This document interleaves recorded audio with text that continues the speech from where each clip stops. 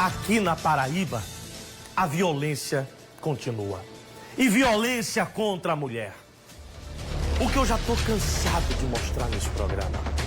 Só neste fim de semana, na região da Grande João Pessoa, na capital e cidades vizinhas, 3 mulheres. 3 mulheres perderam a vida.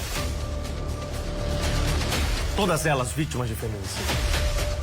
Uma delas, a comerciante Lidiane Maria da Conceição. Essa jovem que eu conhecia de vista, 41 anos, assassinada em Bahia pelo companheiro que eu tive o desprazer de conhecer e trabalhar junto.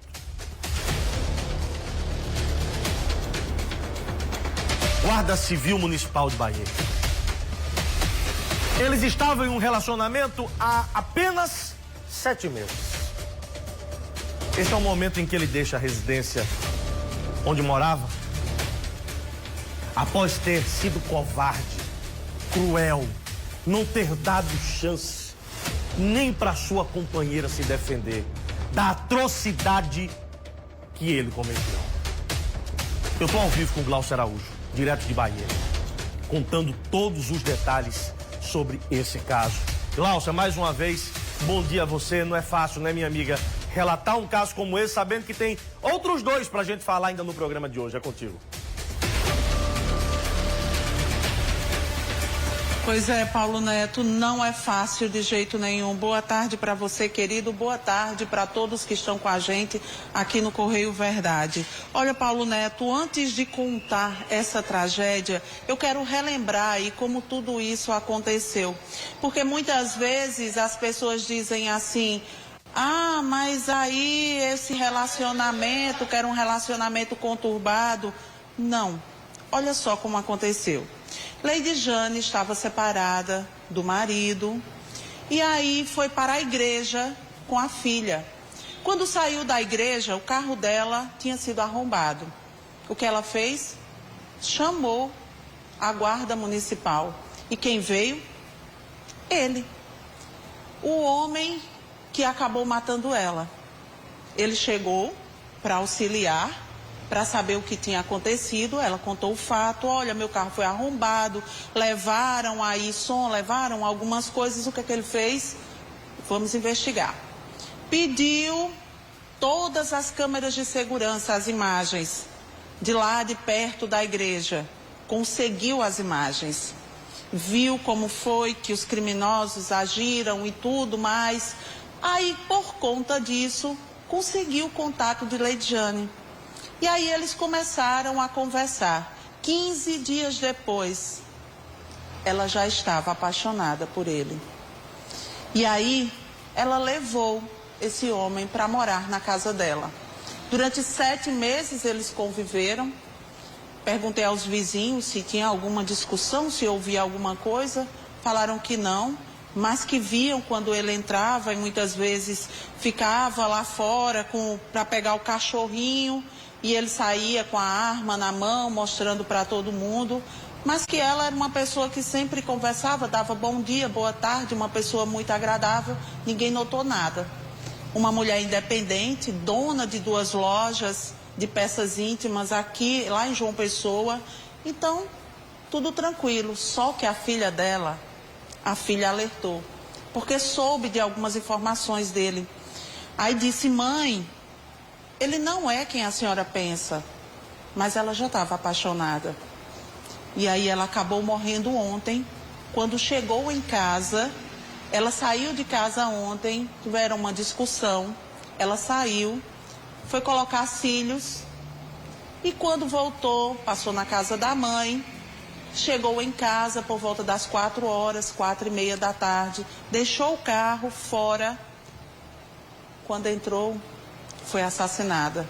Primeiro ele saiu e disse que não, que ela tinha se matado, mas aí quando os peritos chegaram, viram que não tinha nenhuma chance dela ter se matado. Ela tinha sido sim assassinada e ele foi preso. Vamos ouvir aí o que diz Jéssica, a filha de Lady Jane. Sempre minha mãe trabalhou, batalhou para ter o que tem hoje em dia e chegar um homem, acabar com a vida dela, destruir que nem ele fez. era um homem muito possessivo, monitorava minha mãe 24 horas. Só vivia no trabalho dela, olhando o que ela fazia. Chegava em casa, que nem a gente diz, ia especular o telefone dela em tudo. Segundo as informações que eu tive, ele falou que ela não merecia a minha presença, como a da mãe e a da irmã. Então ela se afastou de mim. Durante esse tempo, faz eu acho que aproximadamente uns 15 a 20 dias que a gente começou a ter contato novamente. Da onde ela falou pra mim que estava entrando em depressão, pois não estava vendo meus filhos. Eu não queria meu filho com ele, porque quando meu filho foi na casa dela, em maio, no aniversário da minha filha de 2 anos, meu filho viu a pistola dele dentro de uma gaveta, que meu filho abriu, e balas na rack, perto da televisão. Daí eu falei pra ela que meu filho não iria na casa dela mais, porque meu filho viu a arma dele. Daí ela sempre pedia para ver meu filho e sempre eu negava, porque eu tinha muito medo de meu filho, por ser criança, pegar a arma e tentar fazer alguma besteira. E ela disse se ele ameaçava ela? Não, sempre perguntava a ela como é que estava ela. Ela sempre falava que estava bem, que ele era uma pessoa que dava amor e carinho a ela. Só que a gente que via ela, a gente via que ela não estava feliz pelo semblante dela.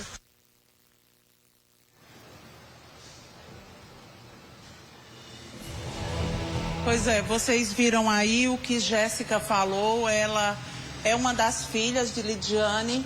Ela tem um irmão também que estava ontem, foi até o local na hora que soube que a mãe tinha sido assassinada. E eu conversei com o vizinho e ele me explicou que pode ter tido um atrito, porque desde que Lidiane ganhou um carro novo do ex-marido, esse companheiro ele não tinha gostado de forma nenhuma, porque tinha realmente esse sentimento de posse sobre ela. Então, por isso, esse ciúme pode ter sido a causa desse assassinato. Eu também quis saber com Jéssica qual o sentimento dela, além dessa dor de perder a mãe. Qual o sentimento que ela tem agora, o que é que ela deseja. Vamos ouvir. Ontem, vizinhos relataram que ontem pela manhã estava tendo briga, escutaram várias pancadas em paredes, móveis sendo quebrados. E elas saíam, foi para Vazia Nova, que é onde minha avó mora, fazer os cílios, que foi, segundo o relato da menina, falou comigo. E de lá, ela foi falar com a minha avó. Daí, quando saiu da casa da minha avó, chegou em casa, os vizinhos falaram que ele pegou o carro, saiu para comprar bebida e voltou. Quando voltou, começou as brigas novamente. Os vizinhos escutaram pancada novamente e disse que escutou um disparo. Ele relata que estava limpando a arma e o tiro foi acidental. Mas como eu falo, como é que o tiro foi acidental se foi diretamente na face? Eu só peço justiça. Feminicídio tem que acabar. A gente não deve ficar calado, não. A gente tem que ir atrás. Porque se a gente se calar, muitas mulheres vão morrer. Muitas, e não vai ser pouco. Ele era muito possessivo, que eu relatei em várias imprensas. Ele dava em cima de mim, e eu tenho provas no celular. Que eu falei pra ela, mãe, deixa esse homem não presta, ele estava dando em cima de mim. Então, ela não quis acreditar na filha e hoje em dia vou tirar minha mãe daqui, dentro de um caixão, infelizmente morta, por um homem que não presta.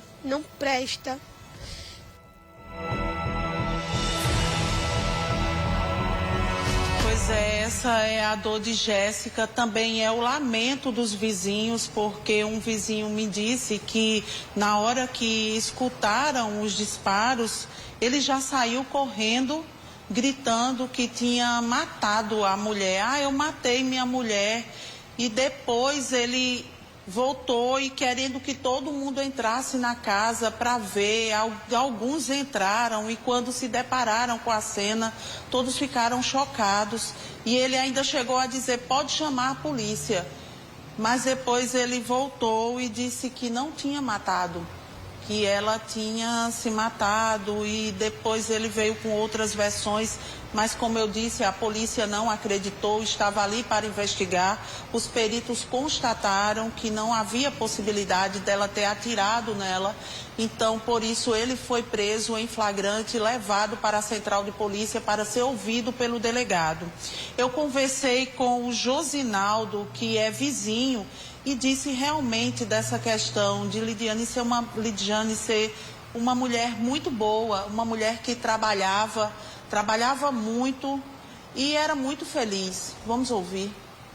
Muito atenciosa, muito respeitadora, e eu admirava o jeito dela tratar as pessoas. Trabalhadeira, empresariada, tinha o seu comércio digno, trabalhava direitinho, saía cedo para o seu trabalho, dava atenção a mim, eu fazendo meus serviços na frente da minha casa. Me agradecia pela buzina do carro e até hoje ainda não está explicado essa tragédia, viu, Glaucia? Foi triste, foi triste. Certo. Muito triste mesmo, viu, contar essa história e até o local, sabe, Paulo Neto?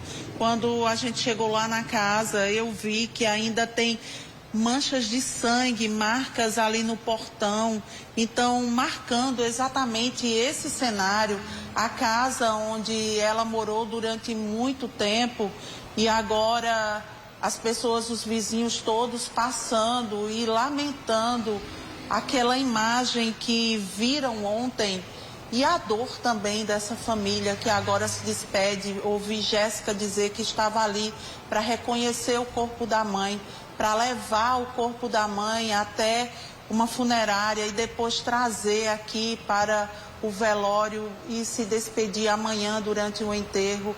Uma dor muito grande, sabe? Porque ela disse que durante esses meses que a mãe estava com o companheiro, ela foi afastada dela e nem os netos tinham acesso. Era difícil ela conseguir um encontro com a filha, e conseguir um encontro para levar também os netos para a vó ver, mas que ela amava muito e sentia isso, porque não podia mais ter o convívio com a mãe. E acabou dessa forma, ela ontem recebendo a notícia que a mãe estava morta. Então, a gente lamenta muito ter que dar mais uma notícia como essa, como você disse, 3 casos aqui só no fim de semana. Então, é um crime que está ficando cada vez mais banal e muito triste ter que contar histórias como essa. Olha, o velório aqui, ele começa por volta de 1h30 da tarde. O corpo vai ficar nesse local, que fica na principal de Bahia, em frente à UPA. Vai ficar aqui até amanhã, quando o corpo vai ser enterrado na cidade de Santa Rita, no cemitério lá, que é a cova da família de Lidiane. A gente tem aí os sentimentos, a família que está nesse momento muito triste e não podia ser de outra forma, né, Paulo Neto? Eu volto com você. Obrigado, Glaucia, você pelas informações.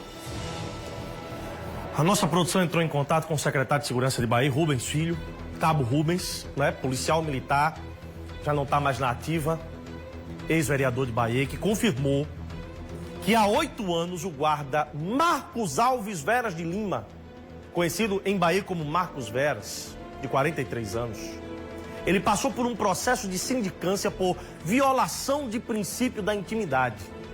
Você sabe o que é isso? Eu vou explicar para você.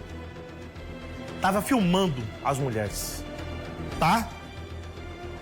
Na época que aconteceu esse caso, havia suspeita de que ele teria instalado câmeras em locais, né, em que as mulheres trocavam de roupa, enfim, para poder filmá-las na intimidade. Inclusive, o caso chegou até a Polícia Civil. O secretário ainda disse que atualmente o servidor municipal era um homem tranquilo e desenvolvia bem suas atividades. Eu conhecia Marcos Veras. Marcos Veras trabalhou bem pertinho de mim, na época que eu ocupei alguns cargos públicos lá no município. Era desse jeito que o secretário falou. Calado, na dele, tranquilo. Poucas palavras e muita ação. É o que nós precisamos fazer agora. Pouca palavra e muita ação. Sabe por quê? Enquanto nós não fizermos isso, centenas, milhares de mulheres vão continuar morrendo. Você, mulher, entenda uma coisa. A culpa nunca é sua. Jamais a culpa de você ter sofrido qualquer ato de violência, seja ela uma violência psicológica, não precisa ser violência física, não. Violência patrimonial, violência que o seu companheiro lhe proíbe de ver pessoas, de falar com pessoas. Isso também é violência. Não se culpe. O que você precisa fazer é procurar alguém da sua confiança, procurar a polícia e denunciar. Sabe por quê? A maioria desses casos de feminicídio começam lá embaixo. Puxão de cabelo, tapa nas costas, tá? A proibição de ver ou falar com alguém.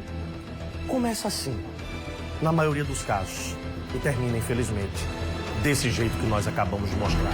A minha solidariedade à família dessa jovem que perdeu a vida por conta de um ato covarde, cruel, sabe? De um homem que deveria ter saído algemado pela polícia militar. Não da forma com que saiu. Ou vocês acham que eu não percebi? A guarda municipal lá, ao invés de dar suporte, viu, secretário? Ao invés de dar suporte à família da vítima, estava dando suporte a ele, ao assassino. Deveria ter saído algemado e não da forma com que saiu. Tá? Porque tinha acabado de tirar uma vida. Fica a dica, tá? Para que as providências sejam tomadas, tanto por parte da Polícia Militar como da Guarda Civil em Bahia.